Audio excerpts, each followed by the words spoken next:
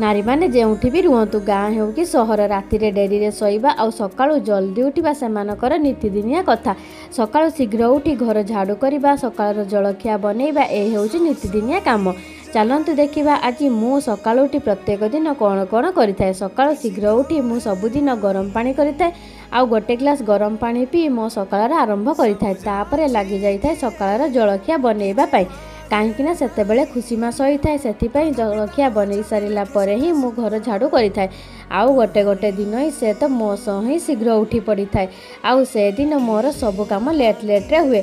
आज सकाळ जलखिया मु चकुली पिठा सहित मटर तरकारी बनैबी से पूर्व दिन राति अरुआ चाउल आ बिरी को बतुरे कि ग्राइंडिंग करके रखी नहीं तापरे मु सकाळ उठिकी एपटे चकुली पिठा बनै सारी आउ मटर तरकारी भी मोर हो गलानी। आपण माने निश्चय जणैबे सकाळु आपण माने कोन कोन काम करते। वीडियोटी भल लागिले लाइक करिवे कमेंट करिवे आउ सब्सक्राइब करिदेबे।